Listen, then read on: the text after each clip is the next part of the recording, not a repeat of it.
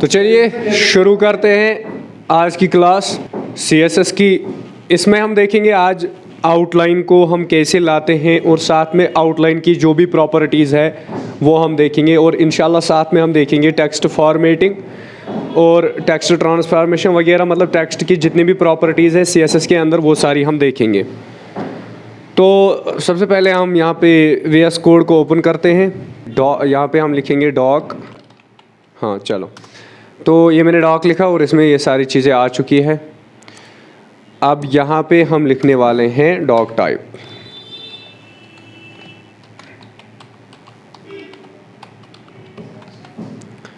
ठीक, तो उसके बाद बाकी चीज़ें हम ऐसे ही रहने देते हैं और CSS को लिंक कर देते हैं बस। डॉक्यूमेंट की जगह यहाँ पे क्या लिखेंगे, वेबसाइट, और यहाँ पे लिंक कर देते हैं इसको। इसमें देंगे ./CSS/style.css। तो ट्राई करने के लिए यहाँ पे देंगे .body, नहीं body direct, body, and then इसके अंदर करेंगे यहाँ पे कलर, या बैकग्राउंड कलर दे दो। बैकग्राउंड कलर जो हम देने वाले हैं दैट इज़ एक्वा।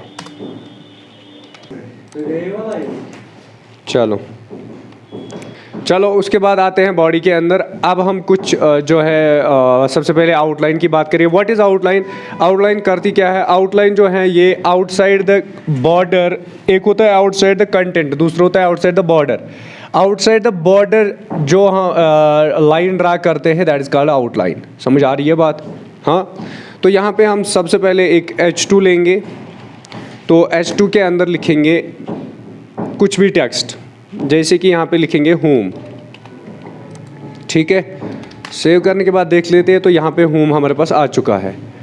अब इस होम में अगर आपको याद होगा कल या परसों मैंने बताया था आपको कि इसमें हम क्या करते हैं, इसका बॉर्डर कैसे हम लाते हैं। तो क्लास में दूंगा और उसके बाद क्लास का नाम यहाँ पे मैं रखूँगा HME, और स्टाइलिंग के अंदर आते हैं। तो मुझे आप लोग बता दो कि इसका मैं ये बॉर्डर कैसे लाऊंगा। पहले बॉर्डर लाएंगे, उसके बाद जो है मैं आउटलाइन दिखाऊंगा आज आउटलाइन कैसे लाते हैं। तो बॉर्डर लाने के लिए क्या करते हैं हम, very good, border and then 3px यानी वैल्यू 3px सॉलिड ब्लू। चलो आ गया, तो ये इसके अराउंड बॉर्डर आ गया। तो आउटसाइड द कंटेंट। और दूसरी चीज़ मैंने बताया था आपको पैडिंग। तो पैडिंग से होता क्या है, यानी जो भी हम यहाँ पे वैल्यू देंगे, जो भी हम स्पेस देंगे, उससे क्या होगा, आउटसाइड द कंटेंट स्पेस आ जाएगी। जैसे कि अगर मैं यहाँ पे 3em दे रहा हूँ, तो what is going to happen, आप देखो ये चारों तरफ से 3em जो है मूव हो जाएगा। ये देखो यहाँ से भी 3em, यहाँ से भी 3em, यहाँ से भी 3em। समझ आ रही बात? अब राइट में क्यों नहीं हो रहा है, बिकॉज इस साइड हमारे टेक्स्ट है ही नहीं। ठीक, अगर हम अलाइन राइट करते हैं तो उससे क्या होगा, उससे ये राइट साइड में, जैसे कि अगर हम यहाँ पे देंगे फ्लोट राइट, तो देखते हैं इससे क्या होगा। देखो कहाँ गया, राइट में गया, और चारों तरफ से स्पेस सेम आ रही है कि नहीं आ रही है, आया समझ? तो यहाँ पे हम वापस फ्लोट जो है लेफ्ट ही दे देते हैं। अब देखो फ्लोट से हो क्या रहा है, फ्लोट इसकी जो विड्थ है वो फिक्स कर देता है। अब अगर हम यहाँ पे 3 की जगह अगर हम यहाँ पे दे देते हैं 2, तो what is going to happen, होने वाला क्या है, 2em या 1.5 अगर हम देने वाले हैं तो चारों तरफ से 1.5 स्पेस आ जाएगी। ये देख लो आप। ठीक है, समझ आ रही है बात? तो ये फ्लोट का सारा काम है, यानी एक तो इसका पैडिंग का, दूसरा इसमें। अब इसके बाद आते हैं हम किसके ऊपर, आउटलाइन। आउटलाइन मैंने बोला कि ये बॉर्डर के आउटसाइड आ जाती है। किसके आउटसाइड, बॉर्डर से। अब इसकी कितनी प्रॉपर्टीज़ है। सबसे पहले हम देते हैं सिंपल सी आउटलाइन। क्या देंगे, आउटलाइन। इसका सिंटैक्स यही है, हम लिखते हैं आउटलाइन एंड देन वैल्यू। इसमें 3 चीज़ें भी, जिस तरह हम यहाँ पे देते हैं ना बॉर्डर, इसी तरह हम यहाँ पे भी देते हैं आउटलाइन के अंदर भी 3 वैल्यूज़। सबसे पहले अगर हम यहाँ पे देखें तो हम देंगे ग्रीन। क्या देंगे, ग्रीन। पहले यहाँ पे दिया जाता है कलर और उसके बाद दिया जाता है यानी वैल्यू, यानी किस तरह का होना चाहिए, समझ आ रही है। दूसरा वैल्यू सॉलिड होना चाहिए, डॉटेड, डैशड, जो भी आपका है, ठीक। और उसके बाद आता है वैल्यू, यानी कितनी होनी चाहिए। जैसे कि यहाँ पे मैं 4px दे रहा हूँ या 4em, क्योंकि हम अच्छे से देखना चाहते हैं, ठीक। तो जैसे मैं यहाँ पे देख लो आप, जैसे मैंने सेव किया, आप देखो यहाँ पे क्या हुआ, आप देख लो इसके आउटसाइड में बॉर्डर ये आया, आउटलाइन कितनी आ गई, 4px। उसके बाद आता है आउटलाइन का स्टाइल। एक हो गई सिंपल सी आउटलाइन, ठीक है। तो यहाँ पे अगर आप डॉटेड दे रहे हो तो डॉटेड भी दे सकते हो। ये देख लो आप, डॉटेड आ गई कि नहीं आ गई, ठीक है। क्योंकि इसका साइज मैंने 4em दिया है, that's why it looks weird. 1em पे देखो आप, अभी देखो ऊपर से भी आ रहा है ना, थोड़ा सा इससे भी आ रहा है, तो ये साइज़ की वजह से ये हो रहा है। तो अगर हम यहाँ पे देते हैं 20px, तो 20px में भी देखो आप ऑलमोस्ट 3 साइड्स आ चुके हैं। उसके बाद यहाँ पे आता है आउटलाइन का स्टाइल। क्या आता है, यानी आउटलाइन का स्टाइल क्या होना चाहिए, तो वो हम सेपरेटली देते हैं आउटलाइन स्टाइल। स्टाइल में हम यही देते हैं, अगर ये यहाँ पे दिया ना मैंने डॉटेड, तो यहाँ पे अगर आप डॉटेड को हटा दोगे तो what is going to happen, आप देख लो यहाँ पे आउटलाइन कुछ नहीं आ रही है, ठीक है। तो स्टाइल इज़ इम्पॉर्टेंट। अब अगर आप यहाँ पे स्टाइल देते हो जैसे कि डैशड, आप देखो डैशड आ रही है, ऊपर वाले हिस्से से क्या क्या आ रहा है, कलर और विड्थ, इसको बोलेंगे विड्थ, और नीचे वाले से क्या आ रहा है, डैशड, यानी इसका स्टाइल, समझ आ रही है। उसके बाद तीसरी चीज़ आती है विड्थ। अब अगर आप यहाँ से विड्थ हटा देते हो, क्या हटा देते हो, विड्थ, और अभी देखो आप इसको सेव कर दो, आप देखो यहाँ पे आउटलाइन आ रही है, लेकिन कितनी आ रही है, बहुत ही कम, क्योंकि हमने इसका साइज़ दिया ही नहीं, ठीक है। तो अब यहाँ पे क्या करते हैं, यहाँ पे दूसरी चीज़ इसमें ऐड करते हैं, आउटलाइन विड्थ। क्या करते हैं, आउटलाइन का विड्थ, यानी इसकी विड्थ सेट कर देते हैं। जैसे कि अभी हम देते हैं वापस 25px, जैसे मैंने सेव किया, आप देखो 25px आ रही है कि नहीं आ रही है, ठीक है। ये आ गई 3 चीज़ें। उसके बाद यहाँ पे आउटलाइन के अंदर आप कलर भी हटा दो। क्या हटा दो, यानी आउटलाइन को ही हटा दो। तो यहाँ पे हम देंगे आउटलाइन कलर, ये अलग प्रॉपर्टी है इसकी, तो आप अलग से भी कलर दे सकते हो, ठीक। तो यहाँ पे अगर आप देते हो ब्लू वायलेट, ये देखो आ गया, ये कि नहीं आ गया, ठीक। उसके बाद और एक प्रॉपर्टी है इसकी, that is called outline offset. ये देखो आउटलाइन ऑफसेट। तो अब यहाँ पे ऑफसेट का मतलब क्या होता है, यहाँ पे भी आप दोगे, जैसे साइज़ दोगे 15px, क्या दोगे, देखो जैसे मैं सेव करूँगा ना, आप देखो इसमें चेंज क्या आएगी, कुछ आपको दिख रहा है, आया ना। तो इसको कहते हैं ऑफसेट। अब अगर आप यहाँ पे 15px की जगह आप अगर इसको अच्छे से देखना चाहते हो तो यहाँ पे 5em कर दो, देखो दिख रहा है ना, तो कलर भी आ गया। उसके बाद जो है, अब अगर आप ये 3 चीज़ें यानी कलर, विड्थ और साथ में स्टाइल एक साथ में देना चाहते हो, तो वो मैंने ऑलरेडी पहले ही बताया। तो आप क्या दोगे, सिंपल में आप आउटलाइन दोगे, और आउटलाइन के अंदर सबसे पहले आप क्या दोगे, कलर। जैसे कि यहाँ पे मैं दे रहा हूँ रेड, ठीक। और उसके बाद क्या दूंगा, वेरी गुड, यानी स्टाइल, जो भी इसका स्टाइल होगा। तो अभी के लिए हम देते हैं डबल, ठीक। और उसके बाद देते हैं साइज़, जैसे कि यहाँ पे देते हैं हम 20px। अब उसके बाद आती है टेक्स्ट की प्रॉपर्टीज़। टेक्स्ट फॉर्मेटिंग का मतलब होता है कि टेक्स्ट के साथ टेक्स्ट की फॉर्मेटिंग करना, यानी टेक्स्ट का कलर चेंज करना, साइज चेंज करना, समझ आ रही है। तो इसमें बहुत सारी प्रॉपर्टीज़ है। सबसे पहले आता है टेक्स्ट अलाइन का। क्या आता है, तो ये हम किस में करेंगे, इसी HME में। इसके अंदर मैं लिखूंगा पहले टेक्स्ट प्रॉपर्टीज़, PROPERTIES, ताकि आपको यहाँ से पता चले कि यहाँ तक था किसका, आउटलाइन का, और यहाँ से यहाँ तक है टेक्स्ट का। अब इसे आगे टेक्स्ट का। तो चलिए यहाँ पे सबसे पहले आता है टेक्स्ट अलाइन का। तो अभी हम देखेंगे यहाँ पे टेक्स्ट अलाइन, ठीक है।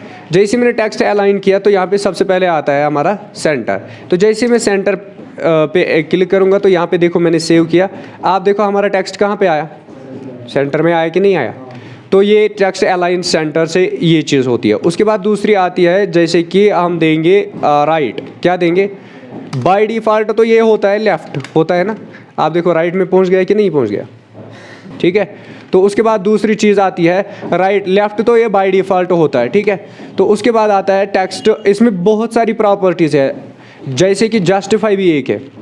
जस्टिफाई का मतलब आपने पढ़ा होगा, मैं पढ़ाया था मैंने वर्ड के अंदर, जस्टिफाई का मतलब क्या होता है, यानी फ्रॉम स्टार्ट टू एंड।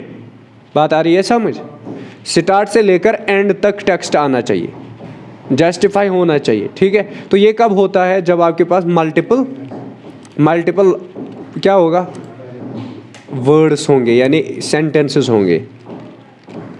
अगर मैं इसमें और एक ऐड कर देता हूँ, आप देखो होम मेन्यू आ गया ना, तो अगर इसको जस्टिफाई ही रखेंगे, जितना आप टेक्स्ट लिखोगे पूरा एंड तक चला जाएगा। और अगर आपके लास्ट में क्या आता है, मैं दिखा ही देता हूँ, this is the home menu heading, कुछ भी लिख रहा हूँ मैं यहाँ, चलो लोरम ही लगाते हैं। देखो आप यहाँ से स्टार्ट हो रहा है टेक्स्ट और यहाँ पे ख़त्म हो रहा है। आप देखो लास्ट वाले वर्ड्स मिल रहे हैं आपस में। बात आ रही है समझ। अब अगर आप यहाँ पे बोलोगे सर कि ये तो वैसे भी होगा, नहीं होगा। अगर मैं जस्टिफाई को हटा के यहाँ पे अगर मैं करता हूँ left align, by default left ही होता है ना। अगर मैं लेफ्ट कर, आप देखो किस तरह आ गया टेक्स्ट, है ना। इसीलिए जस्टिफाई इसीलिए यूज़ होता है स्टार्ट टू एंड, जस्टिफाई। इससे देखो आप फ़र्क है ना, स्टार्ट से एंड तक। तो इससे हम क्या लिखते हैं, कॉलम्स। बात आ रही है समझ, हाँ। तो दिस इज़ कॉल्ड जस्टिफाई। उसके बाद आपके पास और भी बहुत सारी प्रॉपर्टीज़ है इसकी, ठीक है। तो ये चार जो है ये हम सबसे ज़्यादा यूज़ करें, left right centre and justify, ये सबसे ज़्यादा यूज़ करते हैं। तो अभी के लिए मैं जस्टिफाई ही रखता हूँ। उसके बाद जो दूसरी प्रॉपर्टी है हमारी, that is called text transform. क्या बोलते हैं उसको, टेक्स्ट ट्रांसफॉर्म। ये तीसरी वाली टेक्स्ट ट्रांसफॉर्म। टेक्स्ट ट्रांसफॉर्म का मतलब होता है कि अगर आप देखो हमारा टेक्स्ट किस में है अभी, यानी कुछ अपर केस में है, कुछ लोअर केस में है ना। तो ट्रांसफॉर्म का मतलब होता है इसका केस चेंज करना। जैसे कि अगर मैं यहाँ पे लिखता हूँ लोअर केस, क्या लिखा मैंने, लोअर केस। जैसे मैं सेव कर रहा हूँ आप देखो सारा लोअर केस में आ गया कि नहीं, होम में भी था ना स्मॉल में। तो अब अगर मैं यहाँ पे अपर केस यूज़ करता हूँ तो इससे क्या होगा, सारा कैपिटल आ जाएगा। आ रहा है कि नहीं आ रहा है ना। तो और एक प्रॉपर्टी है हमारी, दैट इज़ कॉल्ड कैपिटलाइज। वो तो वर्ड के अंदर लिखते हैं कैपिटलाइज ईच वर्ड, यहाँ पे बस कैपिटलाइज लिखना पड़ता है। तो आप देखो क्या होगा, यहाँ पे हर एक वर्ड का पहला लेटर जो है वो कैपिटल हो रहा है। बात आ रही है समझ, लोअर केस ही रख दो। बात आई समझ। तो ये देखो आप लोअर केस में आ गए हम। उसके बाद जो है थर्ड प्रॉपर्टी इसकी, दैट इज़ कलर। ये तो आपने 1000 बार यूज़ किया, तो इसको हम सिंपली कैसे लिखते हैं, कलर, ठीक है। कलर में हम क्या देते हैं, कलर ऑफ द टेक्स्ट, थोड़ा सा डिम कलर देते हैं विच इज़ ब्लैक। तो ये थी हमारी कलर। उसके बाद आता है लेटर स्पेसिंग। ये भी किस में आता है, टेक्स्ट में ही, यानी लेटर स्पेसिंग। यहाँ पे आप देख लो, लेटर स्पेसिंग का मतलब होता है कि आपके लेटर्स के अंदर स्पेसिंग आई। अगर मैं यहाँ पे रखता हूँ 5px, क्या दे रहा हूँ मैं, 5px। आप देखो हमारा टेक्स्ट किस तरह लग रहा है। बात आ रही है समझ, चेंज हो रहा है कि नहीं हो रहा है। तो ये था हमारा लेटर स्पेसिंग। उसके बाद आता है दूसरा, that is called text indent. क्या बोलते हैं इसको, जैसे कि 15px में मैंने दिया, तो आप इसको सेव करते हैं। आप देखो 15px से कुछ हुआ, यस हुआ। होम जो है आप देखो इससे आगे है या नहीं है। तो ये 15px कहाँ से ले रहा है, बॉर्डर से, न कि यहाँ से। अब 15px की जगह आप 35 कर दो, अब आपको अच्छे से पता चलेगा।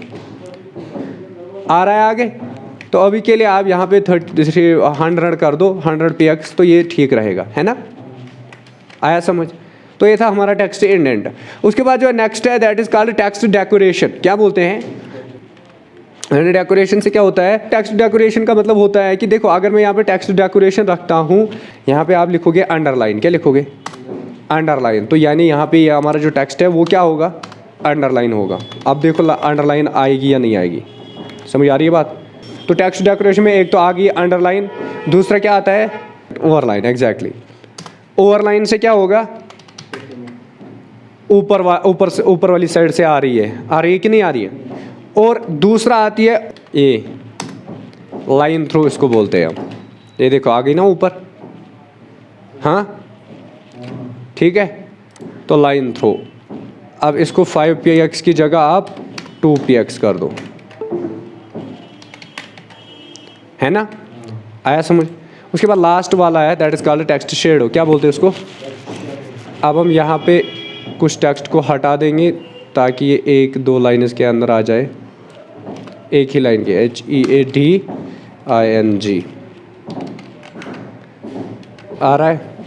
अब ये लाइन थ्रो को हटा दो, इसको अंडरलाइन कर दो, आगे अंडरलाइन। अब यहाँ पे लास्ट वाला जो है that is called text shadow. Last नहीं है, इसके बाद बहुत सारे हैं। अभी देखो आप, ओवरफ्लो है, शेडो है, तो शेडो हम यूज़ करें, रेंडरिंग है, इंडेंट तो हमने यूज़ किया। तो टेक्स्ट शेडो अगर मैं यहाँ पे दे रहा हूँ 4px, कितना दे रहा हूँ 4px, ये तो कम हो जाएगा लेकिन फिर भी देखते हैं 4px। अब देखो आप यहाँ पे टेक्स्ट में कुछ शेडो आया नहीं, आपको नहीं दिख रहा है, क्यों? क्योंकि यहाँ पे हम देने कलर अभी हमने नहीं दिया, तो यहाँ पे ब्लू दे देते हैं। टेक्स्ट का कलर क्या है, चलो ये वाला दे देते हैं। कुछ आ रहा है? इसमें 2 वैल्यूज़ देने पड़ते हैं। कितने वैल्यूज़? 2 वैल्यूज़ देने पड़ते हैं। देखो आप, एक आ गया 4px और दूसरे को आप दे दो 4px फिर से, या 3px, जो भी आपकी मर्ज़ी। 4px अब आएगा, आया ना शेडो। यानी यहाँ से भी 4px इसमें देनी पड़ती है, यानी बॉटम साइड और राइट साइड। वो बात आ रही है समझ? यानी लेंथ और ब्रेड देनी पड़ती है, यानी नीचे से कितना होना चाहिए और साइड से कितना। तो अब अगर आप यहाँ पे इस कलर की जगह आप कोई और कलर यूज़ करते हो, जैसे कि रेड, आप देखो आ रहा है, और 4px की जगह आप 6px कर दो, क्योंकि टेक्स्ट का साइज़ हमारा कम है। किस टेक्स्ट का?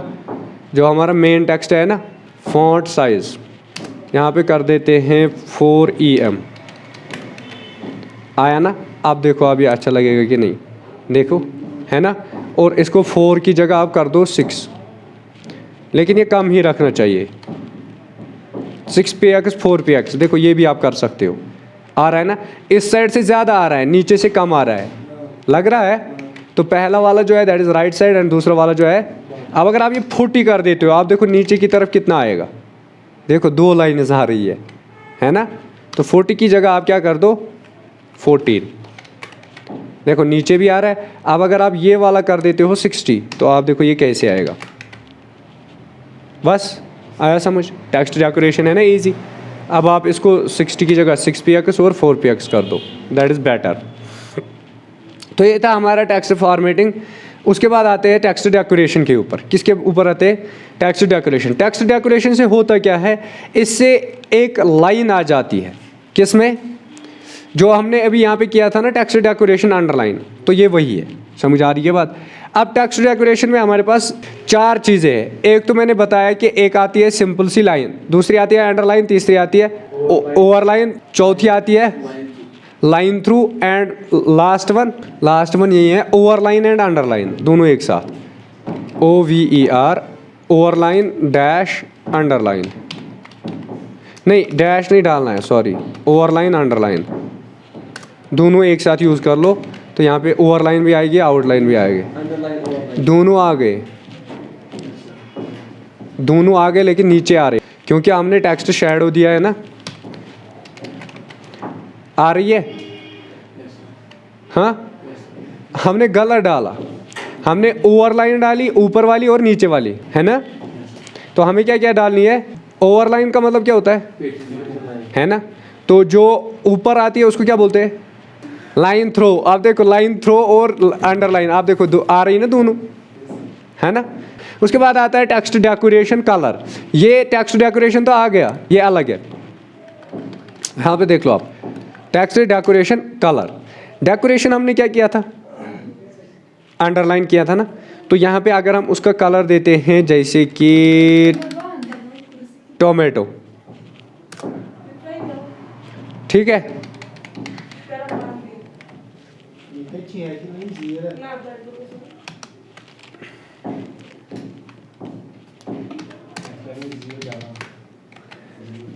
वो आ रही है, क्या चेंज हो रहा है? कलर चेंज हो रहा है ना लाइन का। तो मैं तो वही कर रहा हूँ ना, यानी टेक्स्ट डेकोरेशन का मतलब क्या होता है, टेक्स्ट के ऊपर क्या डेकोरेशन होना चाहिए। तो मैंने क्या बोला, अंडरलाइन, और उसके बाद दिया रेड, तो रेड को हटा दो और यहाँ पे 2px की जगह 20px कर दो। अब उसके बाद टेक्स्ट डेकोरेशन, अगर मैं कलर ऊपर ही देना चाहता हूँ तो यहाँ पे कलर दे सकता हूँ, अगर मैं नीचे सेपरेट देना चाहता हूँ तो टेक्स्ट डेकोरेशन कलर है, नहीं टेक्स्ट डेकोरेशन है अंडरलाइन। अब अंडरलाइन का कलर क्या आएगा, बस यही है, देखो आप आ गई नहीं येलो ग्रीन यहाँ पे, ठीक है। तो ये था टेक्स्ट डेकोरेशन कलर। नेक्स्ट जो हमारे पास है that is called text decoration style. Text decoration style है ना, ये आया, ठीक है। यहाँ पे आप कर दो डॉटेड, क्या कर दो, आ रहा है डॉटेड, यही मैं बता रहा था ना अभी। तो ये आप ऊपर दे सकते हो कि नहीं दे सकते हो, दे सकते हैं ना। जैसे कि यहाँ पे देंगे हम डैशड, इसको हटा दो अभी के लिए, कमेंट कर दो, आ रही है डैशड। अब डैशड की जगह यहाँ पे डबल कर दो, आ रही है डबल। डबल की जगह आप और क्या आती है हमारे पास, सॉलिड, तो पता ही है, हाँ सॉलिड आ रही है सॉलिड। तो अगर आप सेपरेटली देना चाहते हो तो यहाँ पे दोगे, अगर एक साथ में देना चाहते हो टेक्स्ट डेकोरेशन सॉलिड अंडरलाइन ये, और उसके बाद कलर भी दे सकते हो। बात आ रही है समझ, सारी चीज़ें एक ही लाइन में कर दो, दैट इज़ बेटर। उसके बाद नेक्स्ट जो है that is called text decoration thickness. क्या बोलते हैं इसको, थिकनेस, जो कि मैंने यहाँ पे 20px दिया ना, इसी को बोलते हैं थिकनेस। क्या बोलते हैं, टेक्स्ट TXT डेकोरेशन, है ना, थिकनेस। अब यहाँ पे 20 पिक्सल्स हमने ऊपर दिया था, यहाँ पे देंगे 45px, आ गई 45, आ गई ना। अब 4 कर दो, आ रही है 4, है ना। तो थिकनेस आप यहीं पे दे देना, ठीक है, आप लिखने की ज़रूरत नहीं है, लेकिन समझना है कि थिकनेस कैसे देते हैं हम। बात आई समझ। अब अगर हमें कोई डेकोरेशन नहीं रखना है तो हम क्या करेंगे, हाँ वेरी गुड, टेक्स्ट डेकोरेशन करेंगे सिलेक्ट, और यहाँ पे रखेंगे नन। क्या रखेंगे, टेक्स्ट डेकोरेशन नन। आप देखो कितना अच्छा लग रहा है अब टेक्स्ट। इससे क्या होता है, शैडो कहाँ गया, हाँ इसको छोड़ दो, शैडो को